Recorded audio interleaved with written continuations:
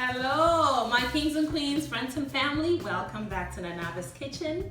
If you're visiting for the first time, be sure to subscribe. And to all my subscribers, you all know how much I appreciate you and love you. Thank you so much. On the menu today, guys, is our Shito recipe. Now, this Shito is plant-based only, so no shrimp, no herrings. It's vegan, it's vegetarian, and it appeals to the masses. Okay, I'm going to be using this virgin coconut oil. So it's really gonna bring us that extra flavor that's just gonna take the Shito to the next level. So stay tuned and let's get started. I have in the description box below a list of all the ingredients and their measurements used, including some very useful information. So I encourage you to look at it, okay? Now I have an array of ingredients. I'm going to mention each item as we go. Here is some dry shiitake mushrooms. I'm going to incorporate the fresh kind later on and you'll see what I mean. So I blend it until I get a powdery consistency, and don't worry that it isn't smooth. That's actually intentional. Now I have my roasted pepper flakes or roasted chili flakes.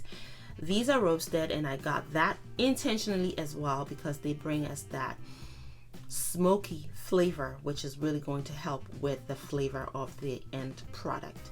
This here is some dry black seaweed, which is going to help us with texture and draw us closer to that desired black Shito color. Now for the wet ingredients, I have my onions, and they're the red onions, and I'm using 2 big ones, 4 habanero chilies for freshness and a beautiful aroma, and I have 3 sprigs of spring onions or scallions, and then I'm adding some ginger as well. Now I'm using also 2 cloves of garlic, and I've added a pinch of aniseed as well. Now I'm going to be using oil in blending up my ingredients to decrease the amount of splatter. The more moisture you have when you're frying your Shito, the more splatter you make. So we're using oil, and I'm using 1/4 cup of oil to blend it up until it's nice and smooth. Now here is my fresh shiitake mushrooms. It's going to bring us texture. I like to incorporate texture in my recipes when it makes sense, okay? And in this preparation, I feel like it makes sense. I have seasoned with some salt and a pinch of crushed black pepper, a tablespoonful of smoked paprika, and 2 tablespoonsful of my wet ingredients, which I blended up, my onions, ginger, garlic, and so on and so forth. I'm going to go ahead and give it a good toss and get all the ingredients well incorporated, and I'll set it aside for 20 minutes until it has a chance to marinate at room temperature, guys, not in the refrigerator. Now I have my pot on medium heat, and I've added my virgin coconut oil. Now the shiitake mushrooms, as you can see, is brown. The choice of mushroom, the brown color, also very intentional, guys. So we're going to fry it until it's browner, it's dry, crunchy, and dehydrated. That takes about 12 minutes. Don't worry, you will think that it's burnt. It is not. It is delicious, just as it is right now. Okay, now vegans use a lot of mushrooms in their recipes because it mimics the texture of meat or animal protein, and it has an earthiness and meatiness to it as well. So there you have it, 12 minutes. That's all it takes. Now we're beginning the actual preparation of the Shito.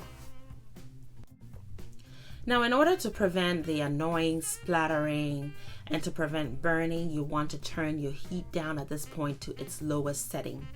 You add your blended mixture of ginger, garlic, onions, etc., and a heaping tablespoonful of tomato paste and some salt and crushed black pepper. I use a tablespoonful of salt and a teaspoonful of crushed black pepper.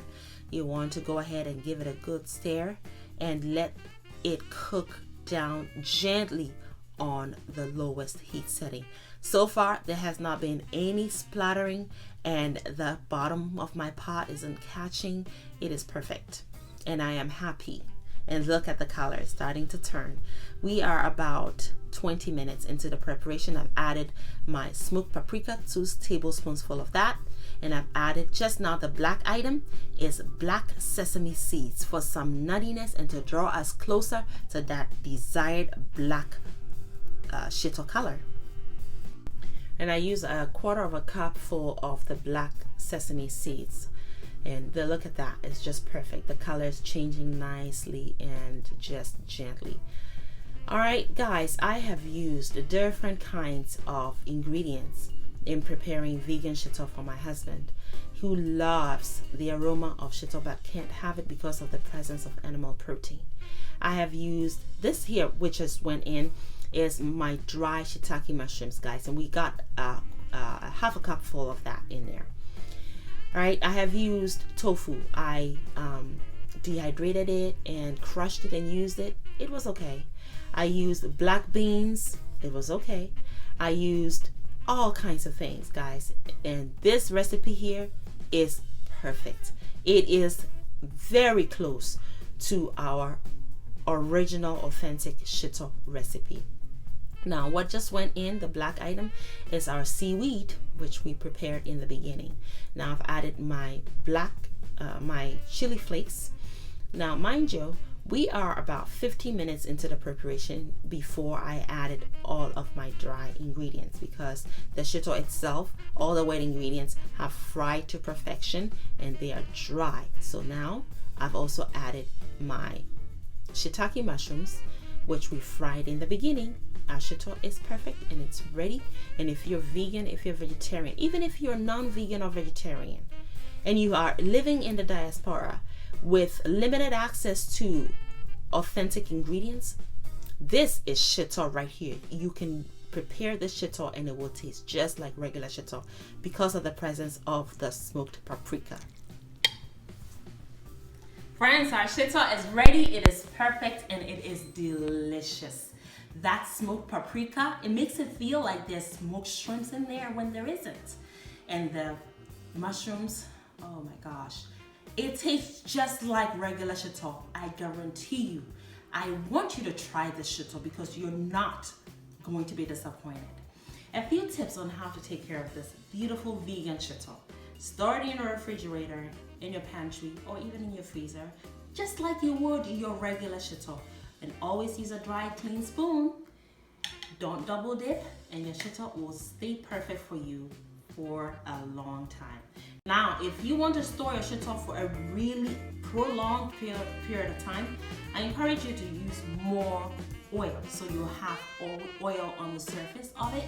That preserves it, okay? So I thank you all so much for joining me today. Make it a great day and have fun, especially in that kitchen, and I will see you again pretty soon on my next one. Bye.